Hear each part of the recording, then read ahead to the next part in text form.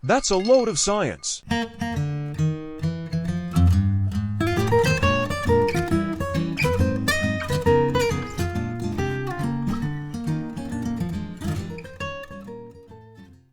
Hello everyone, and welcome to another episode of That's a Lot of Science. This is Alessio de Simone, and today we're going to talk about a very interesting topic with a very interesting person, a friend of mine, Stefano Bosisio, PhD, MLOps engineer. So first of all, Stefano, thank you very much for being here, for accepting our invite to talk with me about your work, about your experience in machine learning, AI, and so on and so forth. So, first question for you. What is an MLOps engineer, and what do you do in your daily life? Yeah, thanks, Alessio, for the invite. And I hope it will be not so boring. So let's kick off. MLOps. There are many things that we can say. So MLOps engineers, they stands for machine learning operations. Where it comes from, if we see software engineering in the last 20 years, most of the software engineer positions were DevOps, so like development operations. So there's a paradigm in software engineering where when you're developing a software, there's a continuous cycle of integration and development with some practices that allows you to make your product more and more robust, solid, free from bugs, or at least that's the heaven, right? Mm-hmm. And that was the DevOps philosophy. So people were using maybe GitHub. They were creating MATLAB, for example, pushing all the code, waiting for the code to be built and compiled, and deliver the code to people. People on the other side were using the code. Developers were waiting maybe 6 months and collecting some feedbacks about the new software. And from there, they were carry on their work, checking, okay, there are these new bugs, we need to sort them out, and also implementing new features. But as you can see, the time scale was very long. So we're talking about 6 months, maybe a year before either a bug or a new feature was requested. The same thing applies to MLOps, but on a very tiny time scale. So MLOps means that we need to apply the same concepts of DevOps, so development and integration for any model that we are going to produce every day in our company. And I think it's right. My manager saying that MLOps is the R&D of DevOps. So what we do most of the time is to research, develop, and apply these new developments and feature to models in order to make these models and this model journey smoother and seamless. And as a practical example, let's consider that in your company, you're developing a new model, right? And what you'd like to do is to, use a single service that allows you to easily create this model and go from where you are up to production. So the model would be able to scale at request. So since you're working for a pharmaceutical-based company, suppose you have this model that can predict log P for molecules. Log P is so lovely, right? You know what we are talking about. Yeah, exactly. Yeah. So you want to predict these molecular properties. And what we'd like to do is to have your model really up to date with the latest force fields, for example, with the latest discoveries from quantum mechanical simulations, as well as with the latest maybe QSAR methodologies as well, right?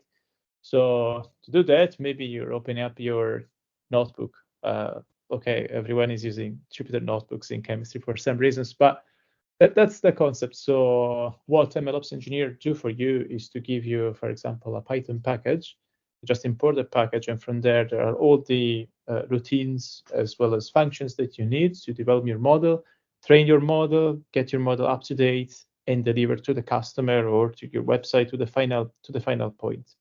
Yes. So we are in between and trying to put glue everywhere in order to make all the systems to communicate, make this process move. And there are a lot of things in between, obviously. Yeah. I mean, I can imagine that. And also, like, I mean, you are talking about products and model, but this can be applied to anything. I mean, of course, here you did the example of pharmaceutical chemistry because this is the field I work on, and you have been working on that as well in your background. But it can be applied to many different businesses, many different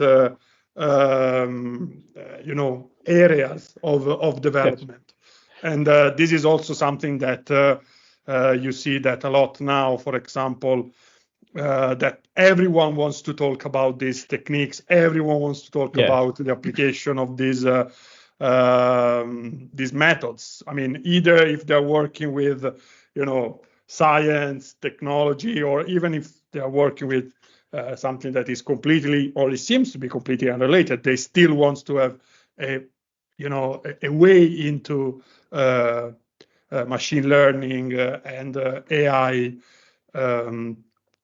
techniques. Yeah, so, exactly. Yeah, exactly. And for example, I mean, I see my work how, for example, the generative AI has been, growing interest in the past years. For example, with the example of novel molecule generated with AI, they're now entering clinical phases. But more importantly, like how all of these models and functions can be used, as you said already, to predict other properties that we are not able to measure at the minute, or for molecules that are not even existing. And I mean, given also like your background, because if I remember correctly, you are an engineer by formation and biomedical engineer, and then you did your PhD in pharmaceutical chemistry with, in the same group as the one that I work with. So how did you feel like these techniques are applied in different fields? Like, do you see sort of a common thread among those, or you see that there are specific approaches in the different area? Yeah, well, you're opening up a good chapter, a very long one, generative AI, basically. And you're right, nowadays, many companies are really looking forward to using generative AI, and there are tons of different uses that we can do. I don't know, it's very hard to reply correctly to your question, so I'll maybe I'll decompose the question into subtasks. Well, generative AI, okay, all good. Everyone wants to use it, but it's just the same as it was, I don't know, like 8 years ago, maybe, when everyone was talking about machine learning and data scientists, and but no one really knew at the time what was the value out of it, right? So many companies were using it, but many times there were also lack of requirements or lack of good plans on how to apply machine learning and all these techniques. I think now the situation has evolved, but in a similar pattern. So let's start from generative AI and what we're doing. So I think it's a valuable tool, of course. We can have tons of uses. But I think every company must be aware of what they're doing and what's the real value they can get out of generative AI, right? So I can see a lot of new pharmaceutical startups as well that they're saying we are going to use AI to unbreak drug discovery process. That's super good, very welcome, of course, because obviously the drug discovery process takes years and years. Fantastic.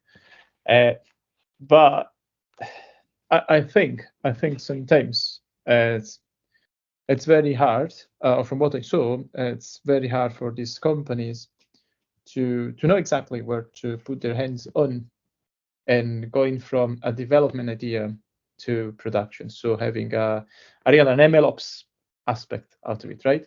So I can see, from what I saw, a lot of people, a lot of researchers are very good in making their job. So they can find new models, which might be not even generative AI. They're just simple models, and they predict molecules, properties, and so on. That's great.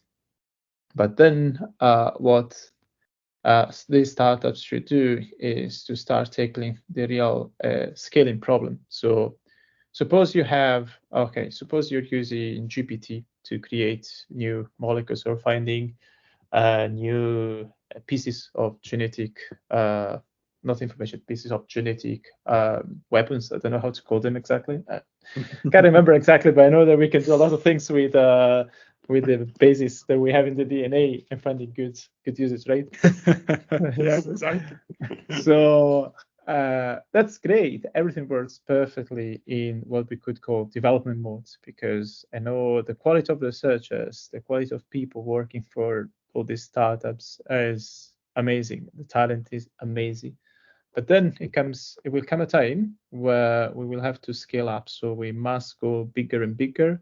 We must see what are the results of our model when we are applying to real cases. So suppose there are scientists, they want to prototype their ideas. If we want to find a new drug, we are bombarding this model with tons and tons of possible drug candidates, right? So we want to see exactly how to have this model in production, how the model will behave. And this is one problem. So from development to production. The second bit is usage of generative AI, and surely generative AI can give us a lot of help in every sense. So, for example, I can see already a good usage of generative AI, GPT, really, for increasing productivity, for example, right? So software engineers can now definitely spend less time in thinking of solutions for very simple codes. You can ask GPT, it can give you, okay, that's how to do that. Like, it can be so trivial, right? So you can create some weird pandas, queries, or whatever, just asking GPT. How good are the code coming from GPT? What's the quality? I think sometimes the code obviously sometimes works, sometimes doesn't work, but it's part of the game. I think a good software engineer or a good user should take this code and start using it as an initial starting point, and from there debugging. Like today, I can say I was using GPT to create some plots and weird joins with some data frames, right?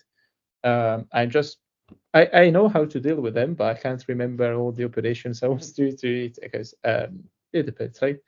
And it gave me a solution, but obviously it didn't work. It was wrong because there was some different interpretation of what I was telling to the code to generate, right? Okay. I mean, it can be good, for example, for someone like me that is not a programmer to start putting their hands on. But yeah, I mean, it must be clear in our mind what your aim is, what you want the code to do for you, right? Exactly. That is the core of it.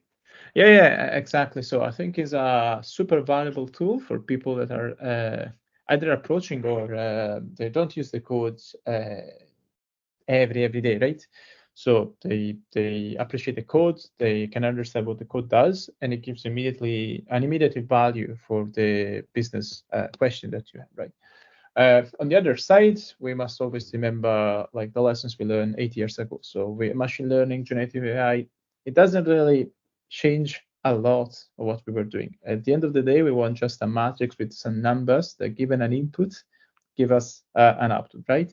So it's great that many companies are looking at how to use generative AI, but it would be super valuable if companies are also wise enough before deciding to move to generative AI, LLMs, and even start to say, oh, we can create our own LLM, large language model, and so on, because there are, of course, many implications, especially cost implication, engineering implications as well to consider when we are going to approach this landscape of models. And that can be, I mean, a lot more important, as you already said, about that, like the startup environment more than like established companies, because now it seems like that really everyone wants to jump into this field. And so also like big companies, big corporates are already, building their own LLM, their own AIs. Whereas at the same time, there are these, this startup environment underneath of like people with novel ideas, very innovative, that wants to take, let's say, a piece of the market for themselves. And does it, I mean, how does this work? I mean, you can still see space for startup. I know we both work in startup environment, let's say.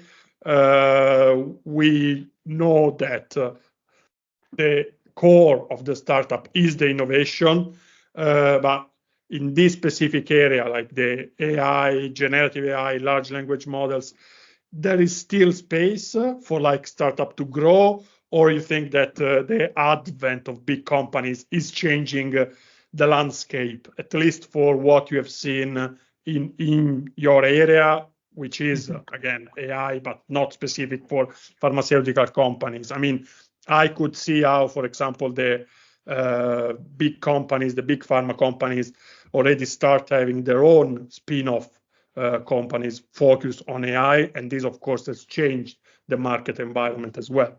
Do we see that also in other areas, the one that you work for, or it is still, early stage and there is a lot of, let's say, room for improvement there? So, beautiful question. Again, there's no right answer. It's very hard to tell you exactly what is what, because we could see on one side, like OpenAI. Is OpenAI a startup or is a company now that is backed up by Microsoft? And but we can see other great startups doing amazingly in this field. So like there's the French Mistral or Anthropic, if I'm not wrong, or Cohere.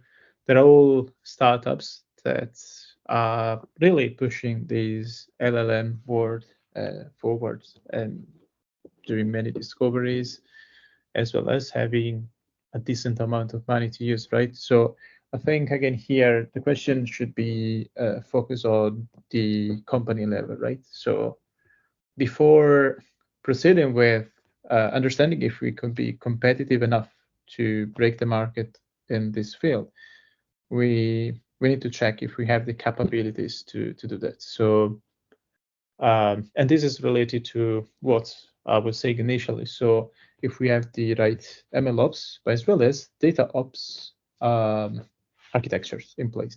What I mean is that many companies, many people are willing to jump on these things, right?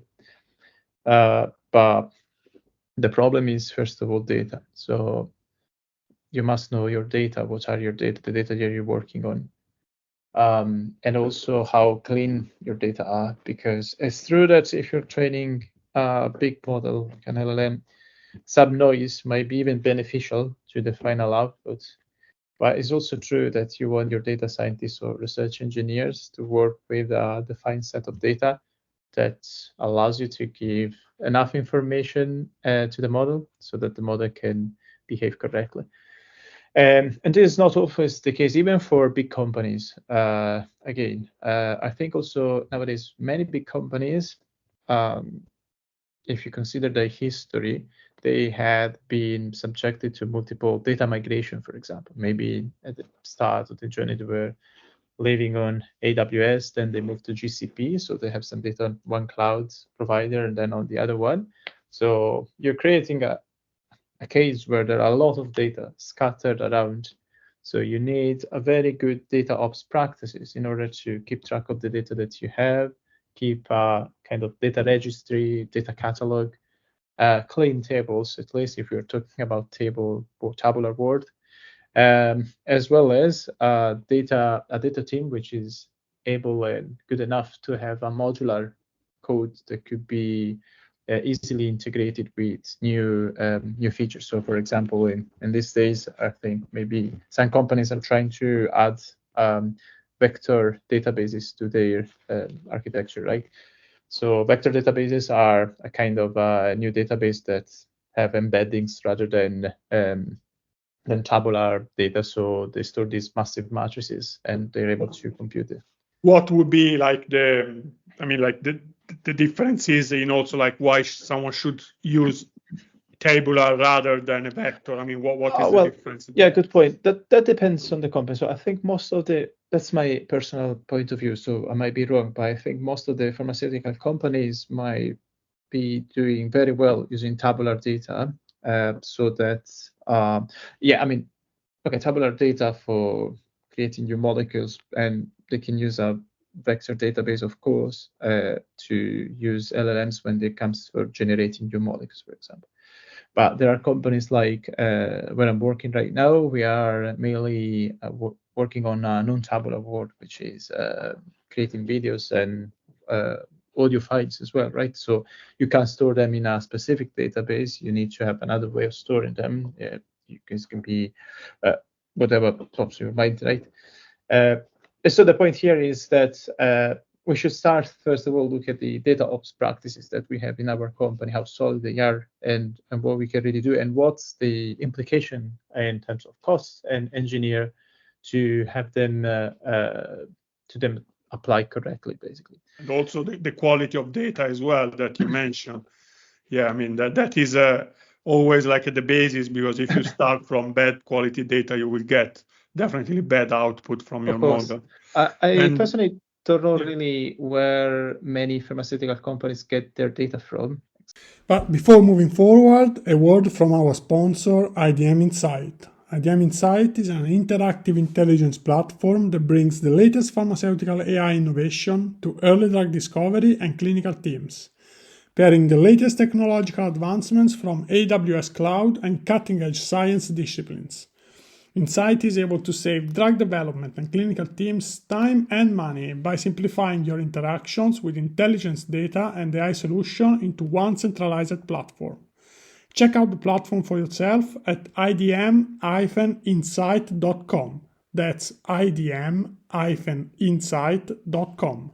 For a scientist that works with that, of course, they make the whole difference in the world. At the end of the day, for us, people that at the end develop this sort of solution for scientists in general, it's more about, as we already say, the quality of the data. I mean, making sure that they are validated, making sure that the references are there, so we can always trace the data back to its original source. And I mean, about that, the quality assurance of data is something that is really getting interesting, in particular for these sort of solutions like the novel and generative AI. We, for example, work a lot with clinical trials. So as we know, there is a lot of bias in the clinical trial world, given the fact that many clinical trials were conducted on specific ethnic backgrounds or specific gender.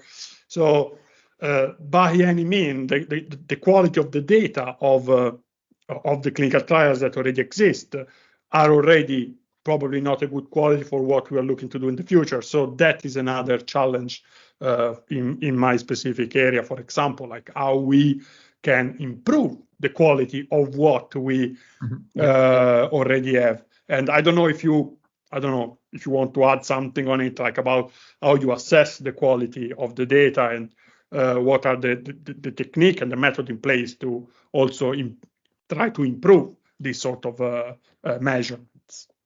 Yeah, as not an easy question, but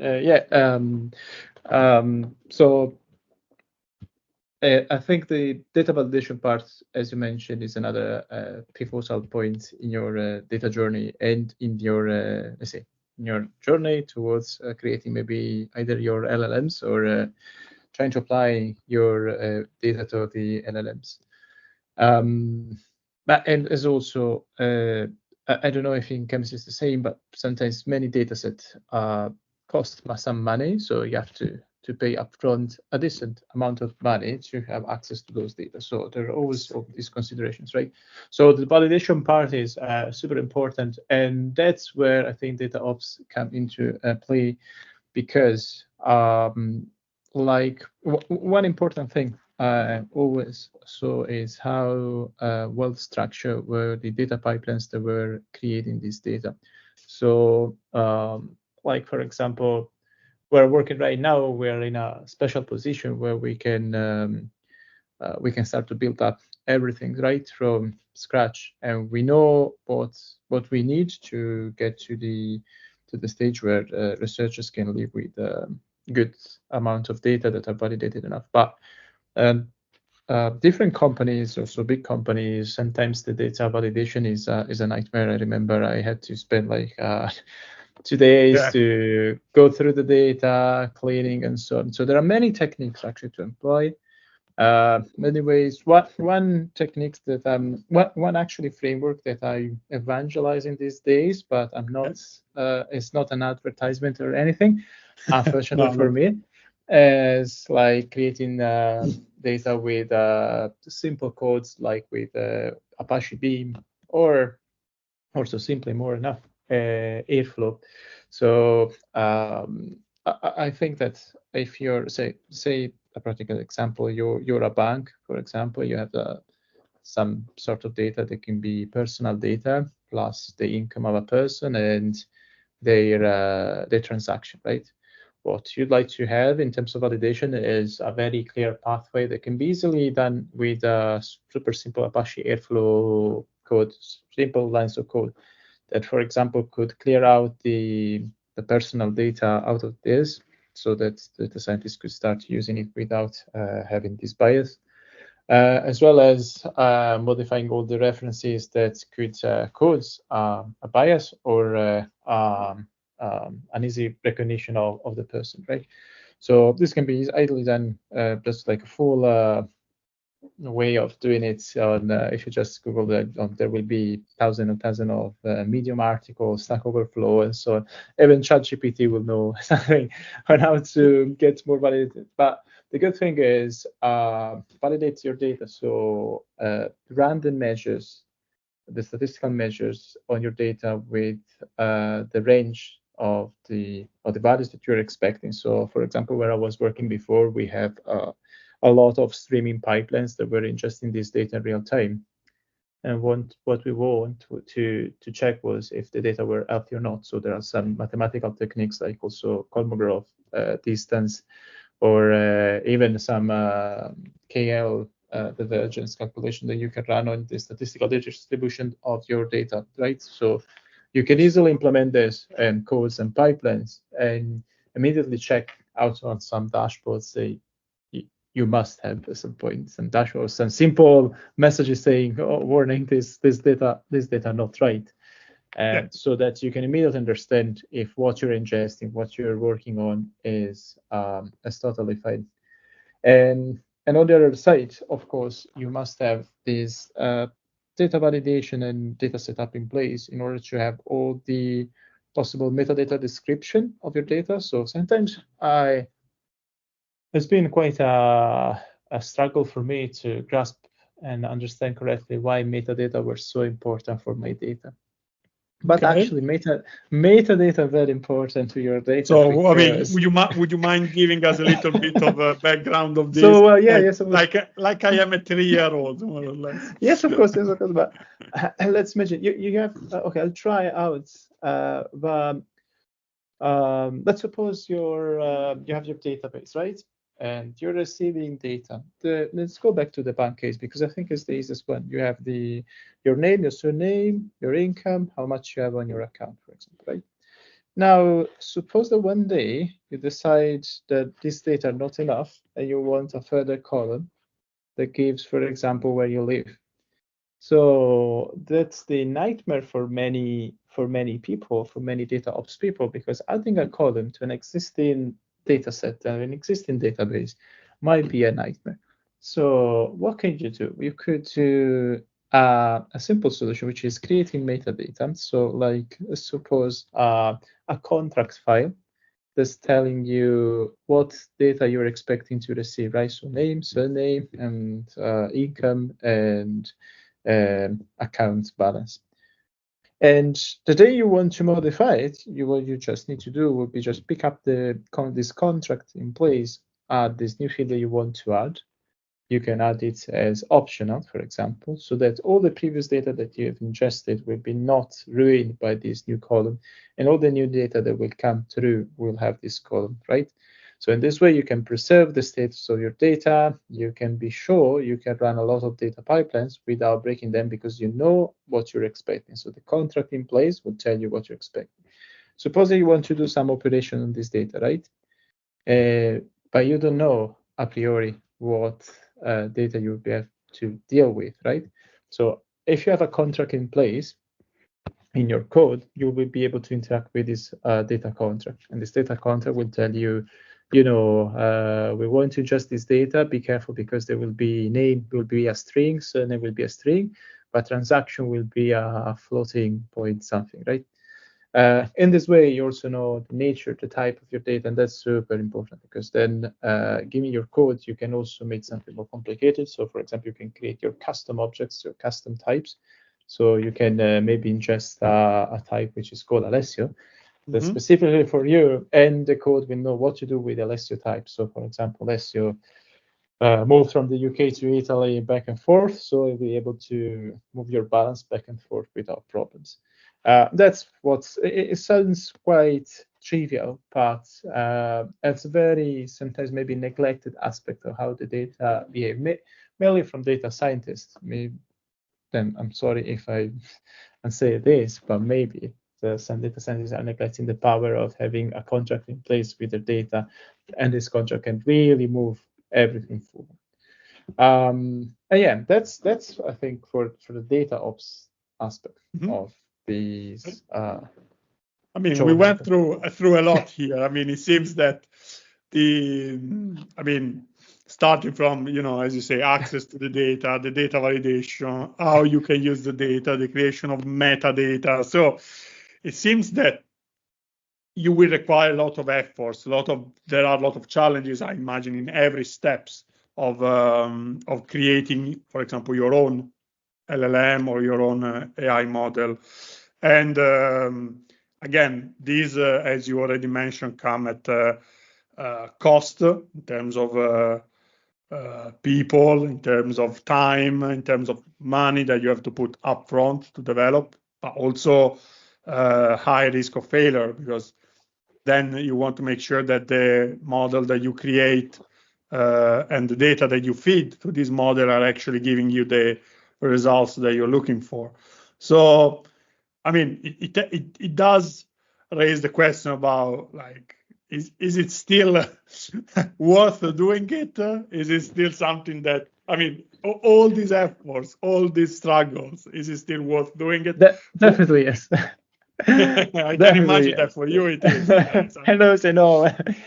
No, of course, we do need to pass through these steps. And I think either if you are OpenAI or if you are my own startup, I think is a path that must be followed and deeply understood in order to implement the right practices for your code, right? As well as for your engineers and researchers, because suppose in this way, if you have some set of practices that dictate how you're ingesting data, and then you have some MLOps on top, which dictates how to create models, your engineers will have their life simplified because we could start talking about templating, right? So one thing that many companies would like to have is a template. So I give you this code and you have to follow it. You can modify as you want, but the underlying code and the underlying philosophy allows you to do whatever you want just because it's a template that can work on our infrastructure. And that's very important. So I mean, I think you felt the struggle sometime, right? Yes. And also like, you mentioned the philosophy. I mean, I don't know. For me, I feel like this world, in general, like these large language models, AI, machine learning, since it is all so new and every day there is something new going on. Of course, there are commercial interests, and of course, everyone wants to cover their market share, make sure that they don't give up their stuff for free. But I feel like, in my opinion, maybe I'm wrong, but there is a sort of more openness in terms of collaborations, in terms of sharing techniques that we probably haven't seen that in science in the past years. So, I mean, when I was working as a chemist, the whole goal was to protect your intellectual properties, to not let anything slip through it. And it is still important, of course, the confidentiality and stuff. But I feel that from a general aspect, from the novel technique, novel advancement, people, I mean, from this world, like scientists that works firsthand on these techniques, are more willing to share. I don't know. I mean, I don't know if you had the same feeling with this, because you have been working also on more like consolidated methods. I mean, probably here you already see a difference. But I think you're right, Alessio. So we do need to have more push forward toward a more collaborative effort, right? So I think maybe now academia is getting out of this very secluded mindset that they have to protect what they're doing, they're not sharing a lot. So I think like in the recent years, open source has been a good step forward, right? So everyone is sharing their code. I mean, according to what I can hear, there are still a lot of publications which say, yeah, we have a code somewhere, but we're not publishing it. But that's the wrong point. I think on one side, just with collaboration, you're spot on. With a collaboration, people can move forward and start to investigate over also new fields, new techniques. This can be beneficial both to academia and industries as well. Yeah, there still be some NDA for some projects. Okay, that's part of the game. Always. But it's inevitable that both academia and companies need to work together, as well as companies with companies. So, like, I don't think there will be some maybe challenges between, like, I don't know, OpenAI and Google, right? Everyone wants to deploy bigger and bigger models. Yeah, of course. When you start talking about the very big ones, they all want to be at first. Yes. Then all the other, can play together, but they are playing on their league as well. But at that level, the competition is fair because they can produce bigger models. Okay, maybe let's suppose they're really competing against each other, and they're not collaborating, right? So I'm sure anyway, if they were collaborating or not, they're anyway creating good pieces of research and scientific advances.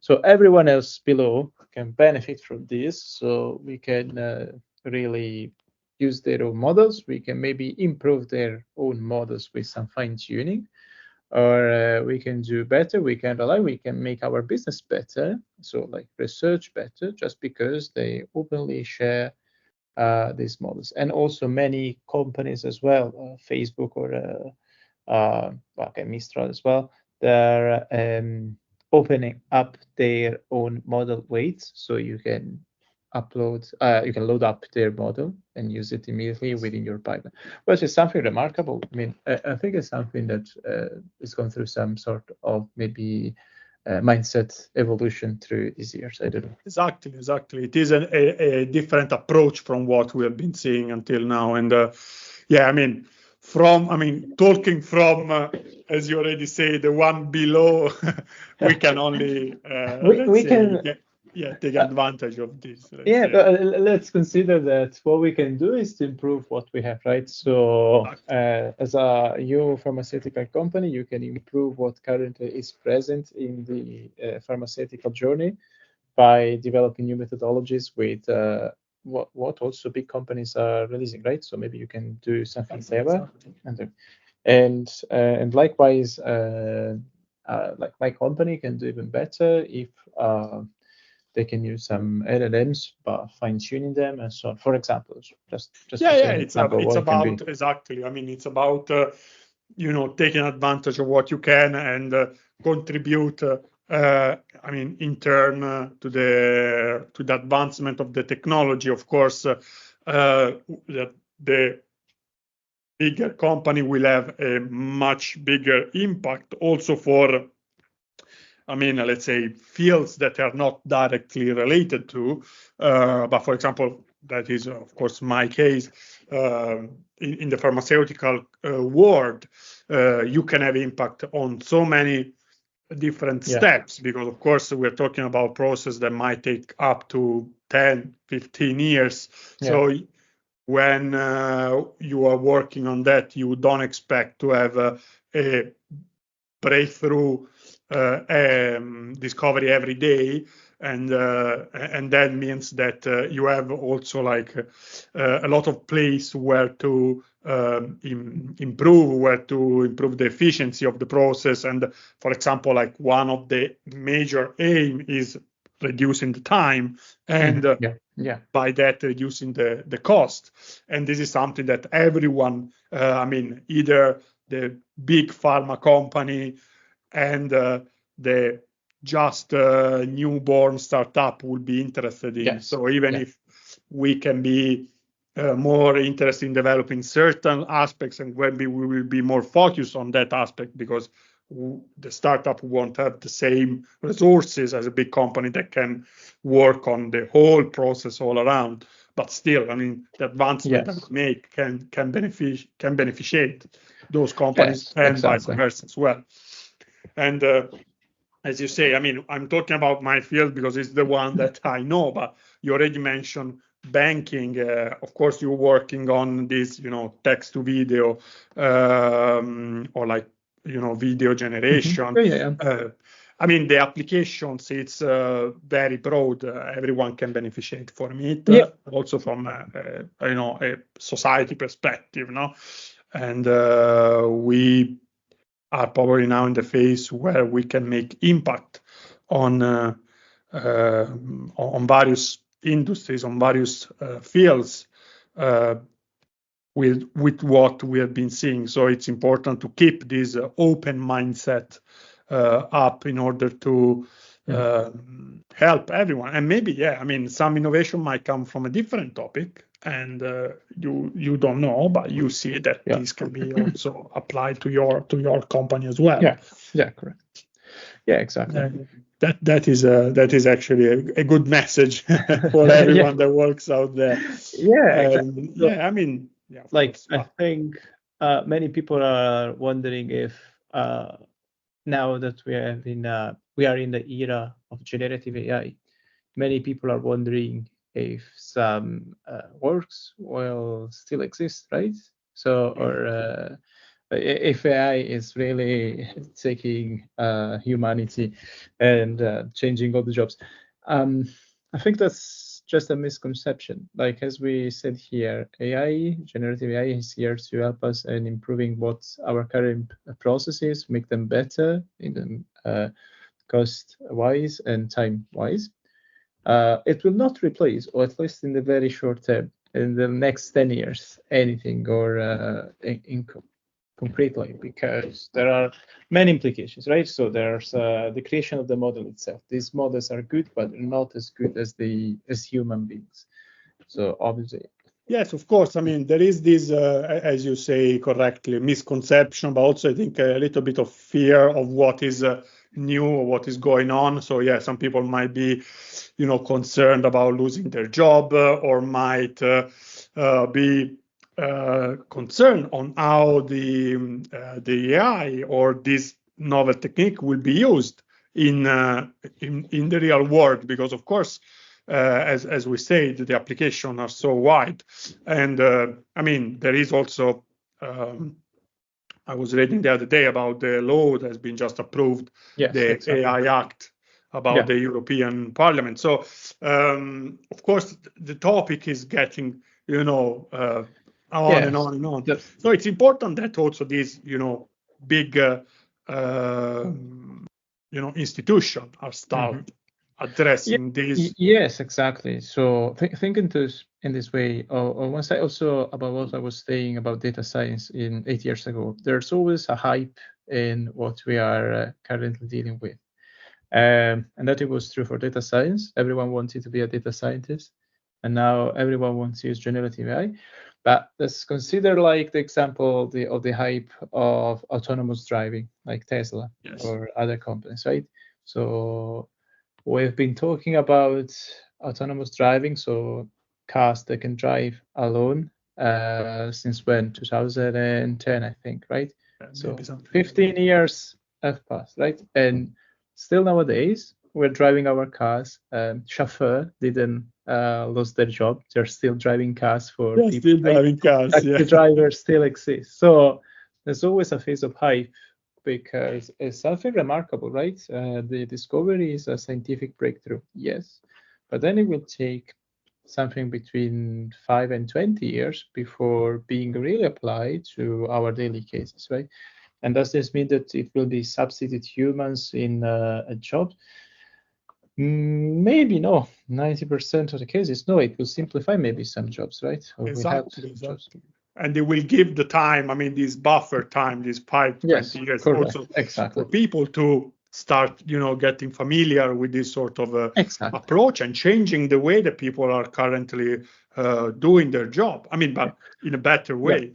Yeah, and on the other side, as you were mentioning, also these years are important because we want to avoid and bring at the minimum the possible biases or ethical problems that might arise from these models or new tools.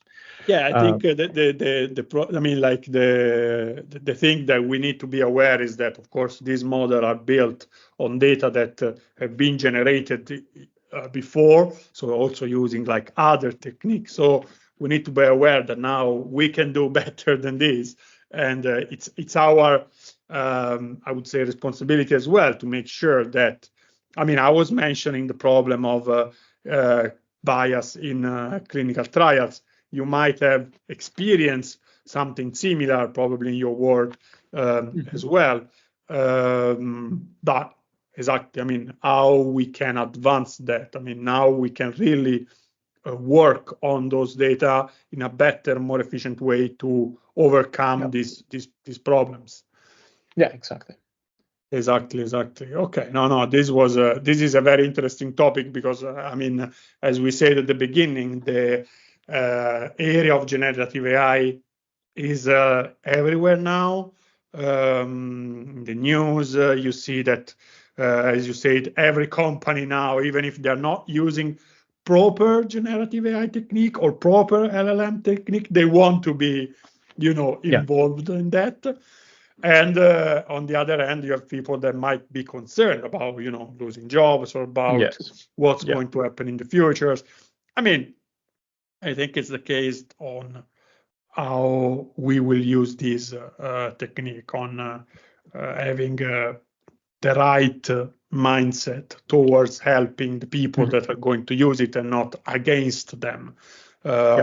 In a way that would lead, for example, to misinformation, fake news, or these kind of things. I mean, we have to be aware that we can create as well. Not all the people create good things with it. Yes, totally correct. Yes. So very much.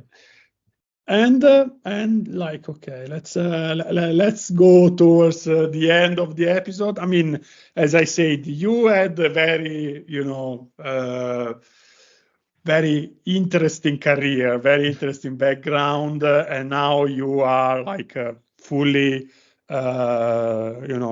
employed in like as a machine learning operation engineer, and you say you work in AI. So what inspired you to work in this particular field, and I mean, to everyone that is listening to this and are maybe interested. And I mean, maybe they just decided after listening to you talking about your job that they want to be an ML ops engineer, or they want to work in the AI because they feel like this is going to be something big in the future.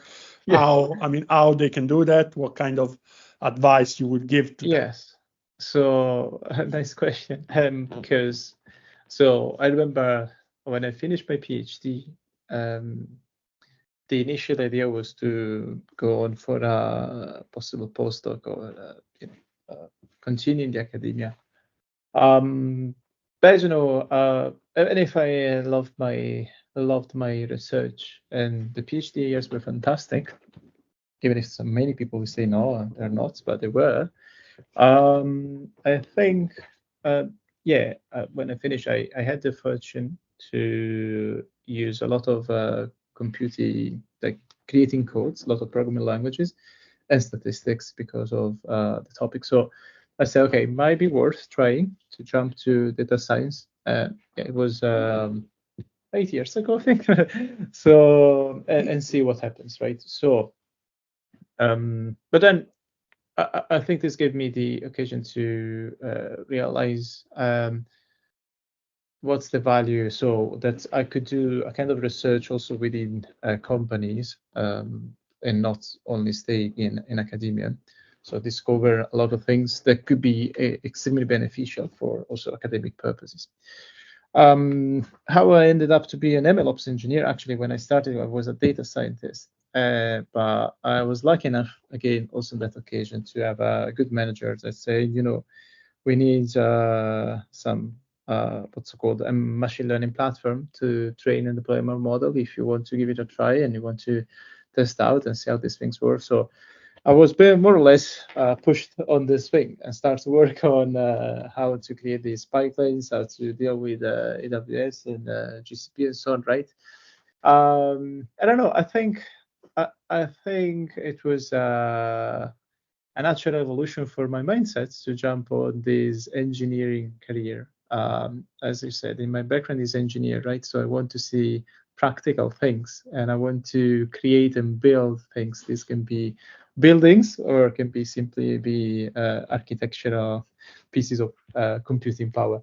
And that's what I appreciated and did. It's quite an exciting field, the MLOps1, because every day there are a lot of new techniques or products that come out.